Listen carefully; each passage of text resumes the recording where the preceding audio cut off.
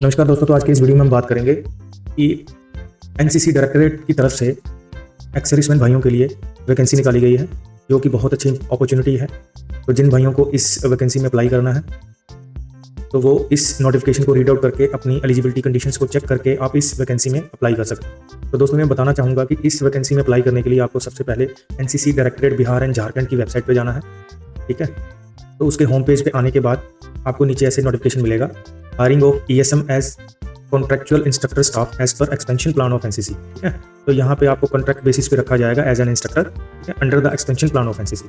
चलिए इस वीडियो को शुरू करते हैं। तो दोस्तों, ministry of defence government of India has sanctioned the expansion of NCC letter vide government sanction letter number, ये लेटर नंबर के अकॉर्डिंगली इस जो वैकेंसी को अप्रूव किया गया है। ठीक है, point number 2, in order to implement the expansion plan, Director General National Cadet Corps (DGNCC) will be hiring ex-servicemen, JCO, Subedar, Naib Subedar, and Havaldar as an instructor staff on contract basis in the states of UP, Haryana, Bihar, Jharkhand, Maharashtra, Assam, Tripura, Nagaland, Meghalaya in October 2024।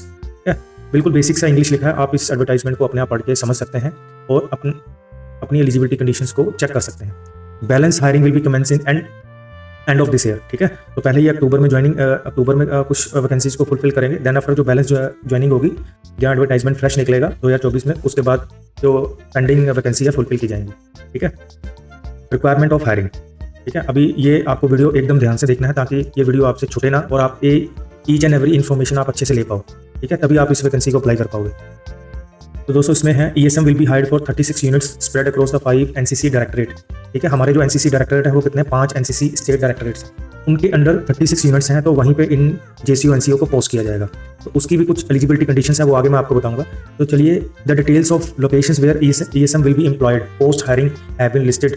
ठीक है, the state directorate wise vacancy of hiring is as under. ये देखिए, मैंने बोला था जैसे कि directorate wise vacancy निकली है, तो सीरियल नंबर वाइज इसमें 5 डायरेक्टरेट है हमारे एनसीसी के, 36 इसके अंडर यूनिट्स आती हैं।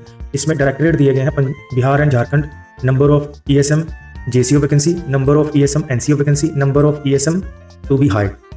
ठीक है, बिहार एंड झारखंड में JCO 13 वैकेंसी है, NCO 39 है और टोटल हो गए 52। यूपी में 25 है JCO का वैकेंसी, NCO है 47 और टोटल हो गए 72। पंजाब, हरियाणा, HP एंड चंडीगढ़, इसमें JCO है 21, ESM NCO 34, total 55। North east reason में 37 JCO, 69 NCO, टोटल 106। महाराष्ट्र में 22 JCO, 42 NCO, 64 total.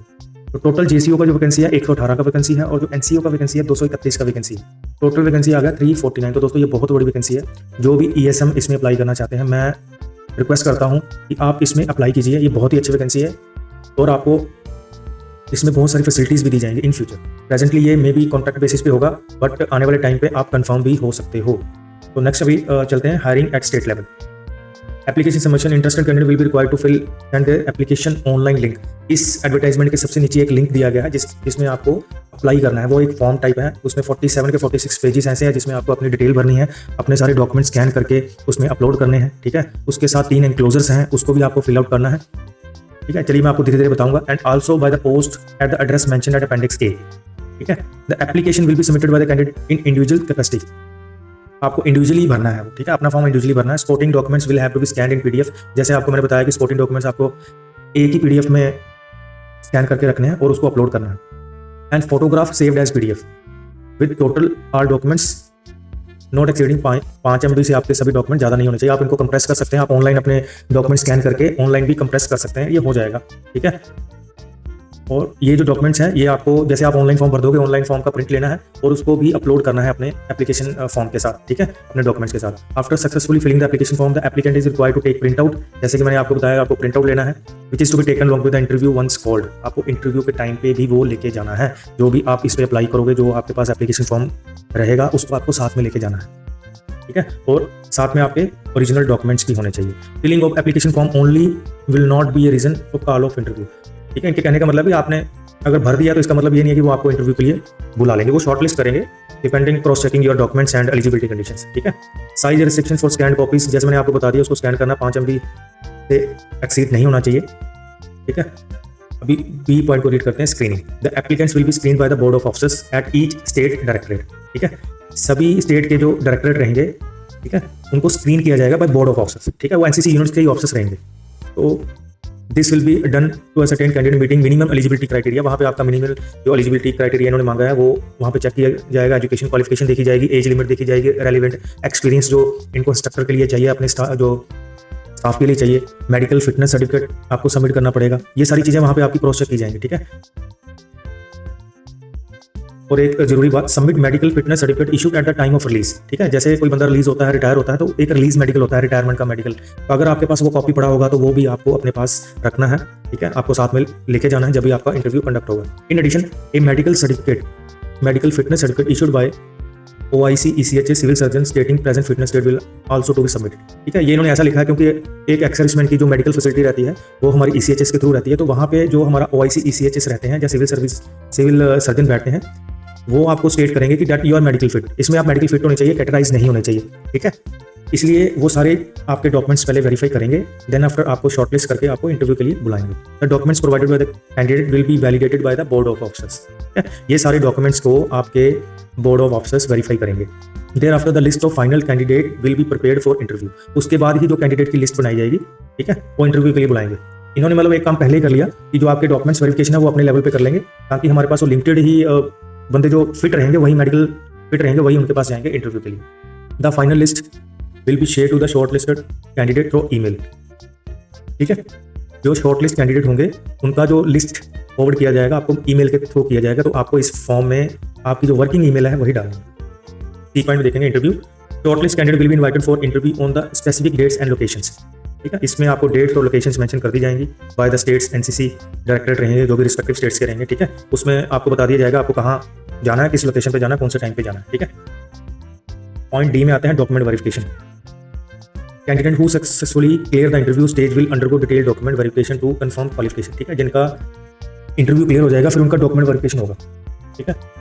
As, experience, ये सारी चीज़ें वहाँ पे चेक की जाएंगी, ठीक है। Applicants will be required to submit a police verification on the date of interview, तो ये आप पुलिस स्टेशन से बना सकते हो, ठीक है। आपको आप लेके रखना, वैलिड फॉर 6 मंथ रहता है या 3 मंथ भी रहेगा, तो आपको बना के ये रख लेना है और आपको अपने साथ लेके जाना है, ठीक है।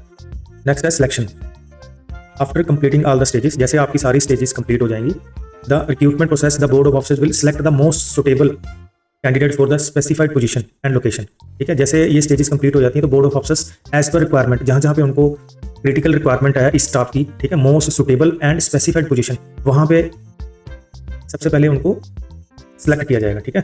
And location including the reserve list भी रखी जाएगी, कि हालांकि इसलिए कि कुछ बंदे हो सकता है कि इसमें अनविलिंग दे दें कि मुझे कर्नाटका नहीं जाना है या झारखंड नहीं जाना या बिहार नहीं जाना, तो रिजर्व लिस्ट में उनको फुलफिल किया जाएगा, which will be 20% in each category. तो 20% इन ईच कैटेगरी, तो जितनी वैकेंसी है आई थिंक 20% ईच कैटेगरी में रखेंगे, तो काफ़ी पोस्ट ये रिजर्व में रखने वाले हैं, ठीक है। तो नेक्स्ट है कॉन्ट्रैक्ट एग्रीमेंट, बहुत इंपॉर्टेंट, आपको बिल्कुल एकदम ध्यान से सुनना है इसके बारे में, ठीक है।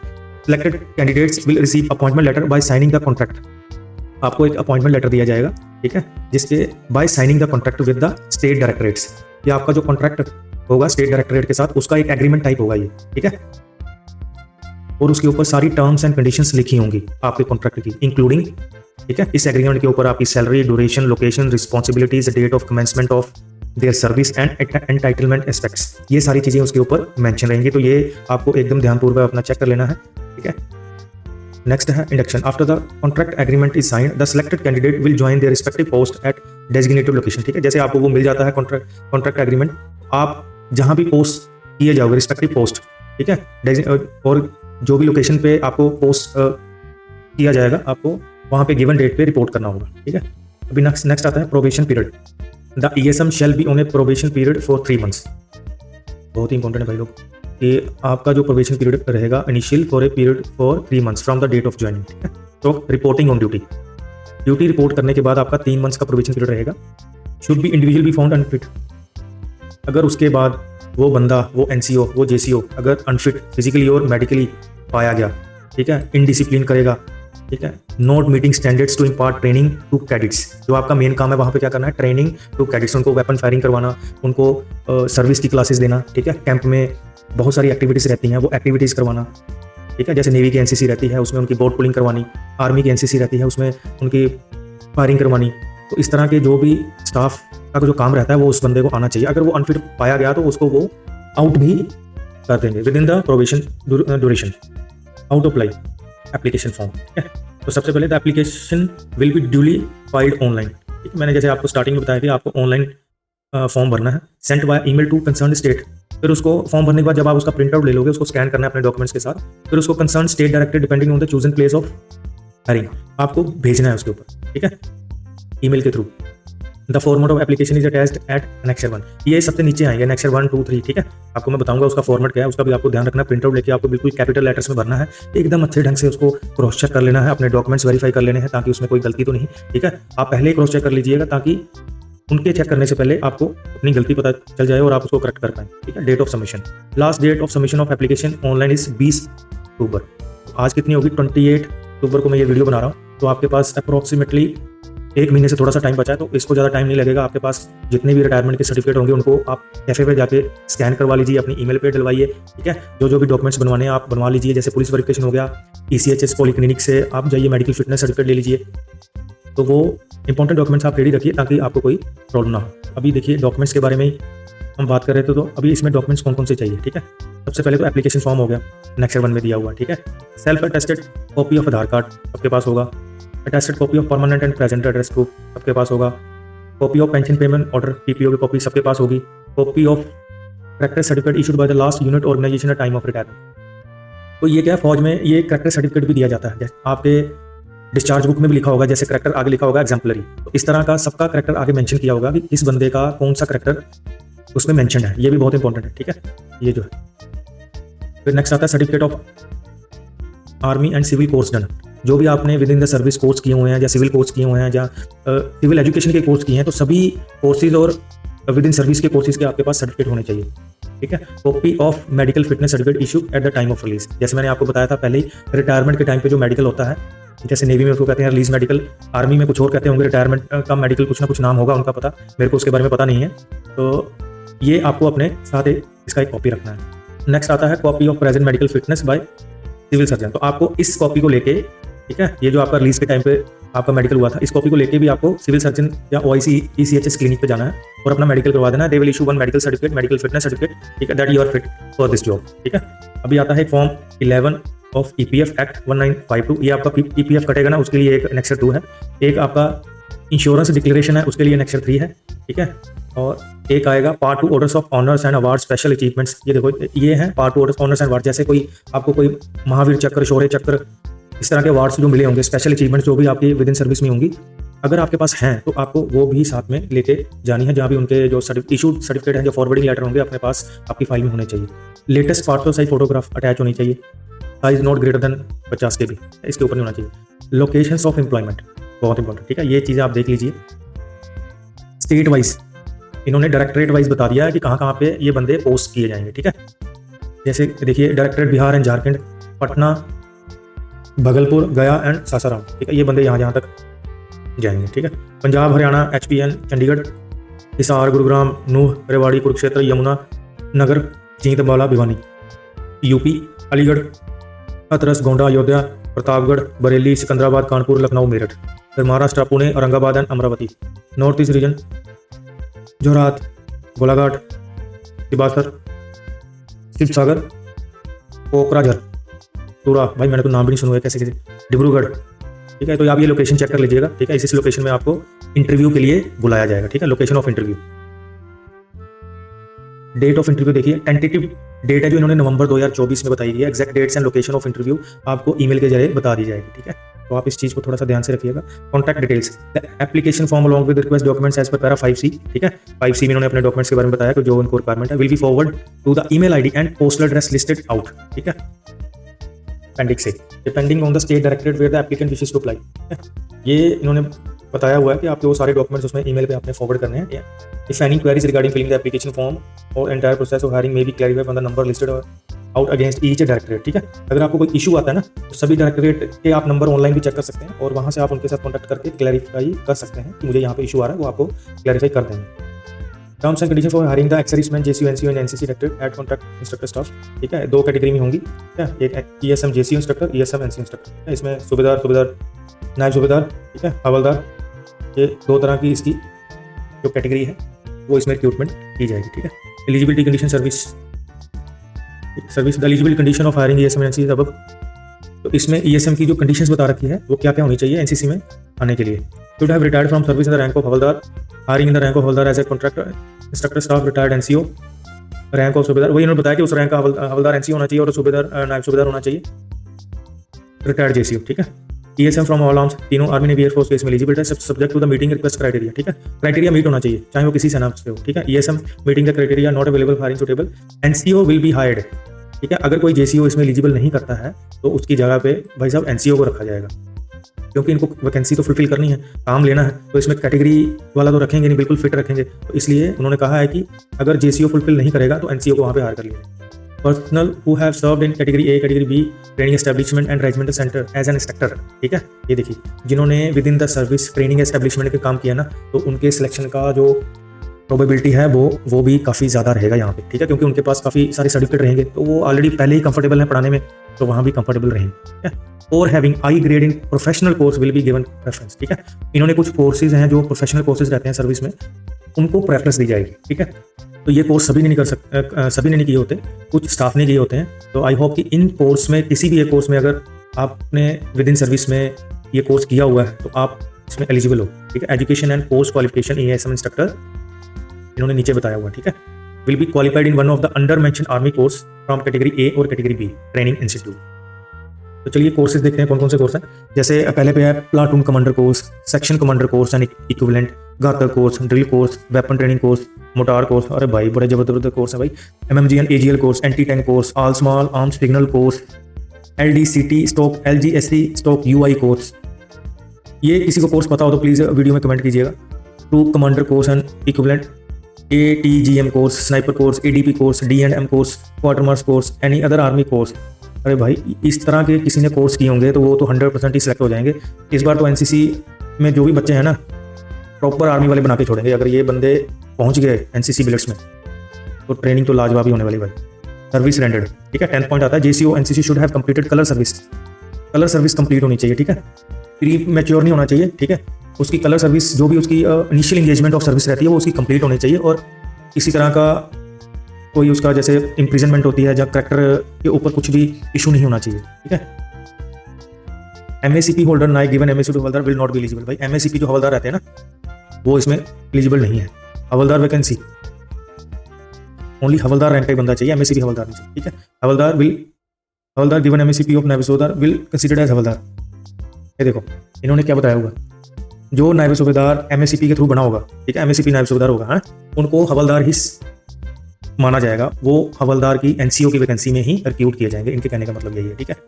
MACP वाला काम नहीं है। हवलदार अगर बना है MACP से तो वो नहीं होगा एलिजिबल, ठीक है। गैप इन सर्विस, सबसे इंपॉर्टेंट बात यह है पूरे नोटिफिकेशन में आप एलिजिबल तभी हैं अगर आप the ESM should have retired on और after 31 August 2022।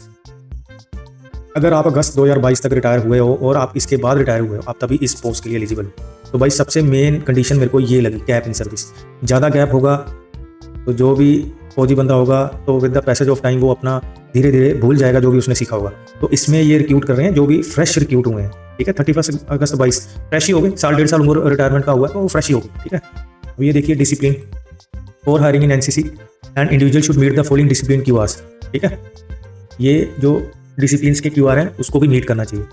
Should not have more than 1 red ink entry during the former service and no red entry in the last 5 years of former service. ये देखो पहले 5 साल और last के साल कोई red entry नहीं होनी चाहिए, ठीक है। Personal previously awarded punishment offences, जैसे मैं बता रहा था विद इन द सर्विस किसी को इंप्रिजनमेंट हो जाती है, पनिशमेंट हो जाती है। Acts of moral turpitude and financial irregularities will not be eligible for the contractual hiring into NCC। तो ये चीज़ें आप एलिजिबिलिटी कंडीशन थोड़ा सा इनको आप रीड आउट कर लीजिएगा, ठीक है। कहीं भी आपके रेड एंट्री नहीं होना चाहिए, कैरेक्टर में कोई इशू नहीं होना चाहिए। Eight the time of discharge from service character should be exemplary, ठीक है। तो ये देखिए भाई मैं पहले आपको बता रहा था एग्जाम्पलरी कैरेक्टर ही इसमें जाएगा। In addition the above person discharge from service following reason are not eligible. ये देखिए ये एलिजिबल नहीं है। Discharge administrative from military service under AR13A administrative discharge fail promotion exam. ये देखो एडमिनिस्ट्रेटिव डिस्चार्ज लिया जिन्होंने, ठीक है, प्रमोशन एग्जाम में फेल हो गया, ठीक है। Termination on grounds of misconduct, moral misconduct, ठीक है, अनबिकमिंग, ठीक है, अनबिकमिंग कंडक्टर। तो ये सारी चीज़ें अगर आपके साथ हो रखी है ना तो आपके डिस्चार्ज बुक में वो मेंशन रहेंगी, कहीं ना कहीं वो मेंशन रहेंगी, जहाँ अगर पोस्ट वेरिफिकेशन भी वो करवा सकते हैं आपके रिस्पेक्टिव यूनिट में।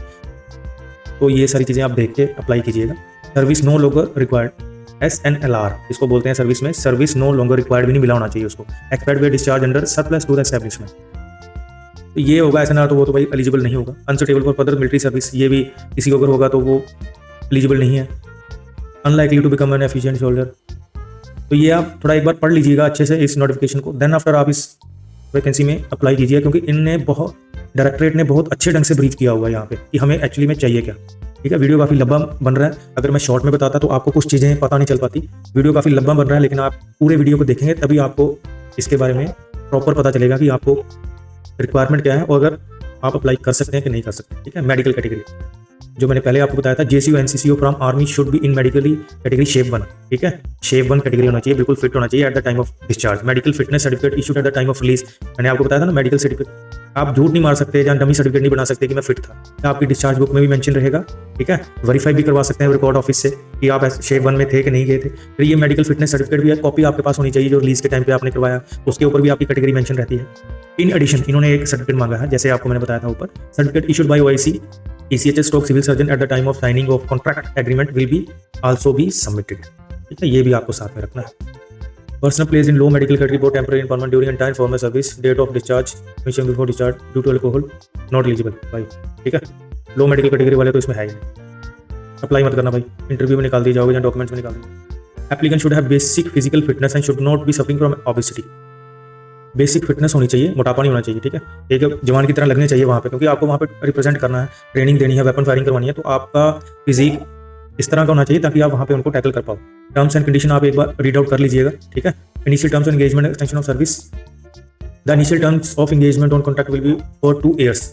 ठीक है, फिर उसके बाद 11 मंथ का आपको एक्सटेंशन दिया जाएगा by board of officers. Maximum upper age limit है ना 56 आपकी एक्सीड नहीं होनी चाहिए। ठीक है, probation period on joining 3 months की रहेगी। ठीक है, इसमें आपका सब चेक किया जाएगा, जैसे आपको बताया था, अनफिट है कि नहीं फिट है, इंटरेस्ट ले रहा है कि नहीं ले रहा है, तो ये सारी चीज़ें इसमें चेक होंगी। टर्मिनेशन ऑफ कॉन्ट्रैक्ट, ये भी बहुत इंपॉर्टेंट है, आप पढ़ लीजिएगा इसको बिल्कुल ध्यान से। Point number 18, the contract of ESM hide can be terminated by the respective ADG DADG of the particular state director after giving the 3 months notice. ठीक है, 3 months के नोटिस के साथ ही आपको निकाल दिया जाएगा ऑन डिसिप्लिन ग्राउंड्स। ठीक है, डिसिप्लिन NCC, तो वहाँ पे यदि the contractor staff commits any discipline issue in service, तो विद इन ज्वाइनिंग करने के बाद भी आपका कोई डिसिप्लिनरी एक्शन, अगर डिसिप्लिनरी इशू केस आता है, कोई इशू आता है, तो आपको भाई निकाल दिया जाएगा। पे एंड अलाउंसेस आप थोड़ा चेक कर लीजिएगा। ठीक है, JCO NCO के लिए 45,000 एंड NCO के लिए 35,000 है। ठीक है, एनुअल इंक्रीमेंट 3% का दिया जाएगा इनको। एम्प्लॉयमेंट इनका आपको बताया था ना, EPF का फॉर्म भी भरा जाएगा, जिसमें आपका थोड़ा थोड़ा अमाउंट कुछ ना कुछ डेबिट होगा। इंश्योरेंस का फॉर्म है नेक्स्ट 3 में, वो आपको भर के देना है। ठीक है, medical certificate, medical facility attachment will be as entitled to the ESM। ठीक है, pension the employment is contract in nature, there will no pension liability in current appointment. ठीक है, कोई पेंशन नहीं है इसमें। Uniform and accoutrements, the ESM will be responsible for procuring, maintenance and upkeep of his uniform. Detailed instruction will be issued by HQ DGC। तो इसकी अभी instruction दी नहीं गई है, लेकिन इसका पूरा केयर एंड मेंटेनेंस, जैसे आप फौज में करते थे, तो सारा केयर एंड मेंटेनेंस ड्रेस का, उसकी अकाउंटेबिलिटी का, उसके नीट एंड क्लीन वॉशिंग वगैरह का सब कुछ आपको अपने आप ही करना। ठीक है, posting management, ESM while applying will give 3 choices, आपको इसमें 3 choices दी जाएंगी। ठीक है, स्टेट में the ESM hired in NCC will be employed in first choice of ESM hired in NCC will be employed in his first choice of state। ठीक है, तो यहाँ पे उसकी फर्स्ट चॉइस के अकॉर्डिंगली उसको दिया जाएगा, if he makes in the merit list of the particular state, अगर वो मेरिट में आता तो। ठीक है, हाउएवर द ESM सेलेक्टेड और not making in the merit list will be given option to the employed in second third choice. तो ये तो मेरिट बेस है, फर्स्ट सेकंड थर्ड में जो भी है, आपको मेरिट आओगे तो फर्स्ट चॉइस मिल जाएगी, उससे डाउन आओगे सेकंड मिलेगी, तो थर्ड चॉइस मिलेगी। Accommodation and leave under own arrangements, भाई अपने अरेंजमेंट में करना, बाहर रहना पड़ेगा। सिविल स्टाफ, जो NCC में सिविल स्टाफ रहता है ना, उनके साथ टाई अप कर लेना, वो कैसे रह रहे हैं, तो रेंट में आपको रहना पड़ेगा वहाँ जहाँ भी यूनिट रहेंगे। Earned leave 1.5 days per month will be applicable in addition to Sunday and national holidays which may be combined to a maximum of 6 months, that is 9 days at a stretch। ठीक है, any accumulation beyond 6 months will render the leave to be lapsed। ठीक है भाई, 6 months के ज़्यादा हो जाए तो लैप्स हो जाएंगी आपकी। NCC activities take place on Sunday and national state holiday, no cumulative leave will be given। देख लो भाई क्या लिखा हुआ है, when NCC activities take place on Sunday and national state holiday, no compensatory leave will be given। अगर आपने Saturday Sunday में camps लगते हैं वहाँ NCC वालों के, तो ऐसा नहीं है कि अगर आप वहाँ कैंप में चले जाओगे, सैटरडे संडे कैंप रहेगा तो उसका आपका कुछ कंपनसेशन मिलेगा, आपको कुछ नहीं दिया जाएगा। ठीक है, ट्रेनिंग लास्ट आता है, ट्रेनिंग 14 से 21 दिन का ट्रेनिंग रहेगा। Newly enrolled ESM will be carried out under the state directorates. ठीक है, स्टेट डायरेक्टरेट कौन सा, Bihar and Jharkhand directorate. Official email ID ये है, कॉन्टैक्ट डिटेल ये है, आप यहाँ से कर सकते हैं, पोस्टल एड्रेस इनका ये है। तो भाई नेक्स्ट आता है the format of application. Next 1 ये है, नेक्स्ट 2 ये है, नेक्स्ट 3 ये 3 फॉर्म आपको भरने हैं, साथ में रखने हैं और यहाँ पे आपको क्लिक करके फॉर्म भरना है। ठीक है, चलिए देखिए नेक्स्ट 1 देख लेते हैं। ठीक है, ये देखिए नेक्स्ट 1 है। ठीक है, जहाँ पे आपको online application hiring of ESM आपको पूरी डिटेल भरनी है अपनी इसमें। Name, rank, unit, date of birth, date of retirement, record office, medical category, height, weight, chest, service, NCC, फिर जो कोर्स किया हुआ है आपने, name of course, civil courses जो कर रखे हैं, आईटी, अब कंप्यूटर कोर्स किया होगा उसके बारे में भर देना। ठीक है, कुछ चक्कर मिले हों आपको, बीएसएम, ईवीएसएम, पीवीएसएम जो भी मिला लिख देना। स्पोर्ट्स कोटा वाले हैं तो लिख सकते हैं। ठीक है, whether serve in category A B NCC as a instructor. ठीक है, तो वो उसमें आप भर देना। फॉरन मिशन, अगर बाहर कहीं आपका विद इन सर्विस में बाहर गए हो, इस मिशन पे गए हो, लिख देना है। डिसिप्लिन, एक्शन मोर देन 1 राइट एंट्री, जो भी आपका है यहाँ पे। ठीक है, हमने लिखा है ना एज पर जो एडवर्टाइजमेंट, वो इसमें एंट्री कर देनी है। एड्रेस लिख देना, mobile, WhatsApp number, email ID बिल्कुल सही भरना है। चॉइस ऑफ पोस्टिंग आपको यहाँ भरनी है, एप्लीकेंट सिग्नेचर होना है, फिर ये डिक्लेरेशन आपको करना है, आपका name, rank, person number, signature of applicant, जो कि मैं ये डाटा दे रहा हूँ बिल्कुल सही है। ठीक है, देन आफ्टर आता है नेक्स्ट 2। ये देखो, एम्प्लॉयज प्रोविडेंट फंड ऑर्गेनाइजेशन, ये फॉर्म आपको एक बार चेक कर लेना है, प्रिंट आउट लेके आपको स्कैन करना है। ठीक है, इसको आपको कैपिटल अक्षर में भर लेना है। अगर जिसको नहीं भरना आ रहा है तो वो मेरे को प्लीज़ कमेंट कर दीजिएगा, मैं आपको बिल्कुल अच्छे ढंग से गाइड कर दूंगा। ठीक है, फिर नेक्स्ट आता है नेक्स्ट 3, डिक्लेरेशन ऑफ इंश्योरेंस। ये ओनली इंश्योरेंस का डिक्लेरेशन है। ठीक है, नेम, रैंक, पर्सन नंबर भरना है। ठीक है, आपको डिक्लेयर करना है कि I have subscribe for extended insurance by army group insurance fund, और कुछ नहीं, इसमें सिग्नेचर करने हैं, ये भी साथ में लगा के रखना है। इसके बाद आता है क्लिक हियर टू अप्लाई।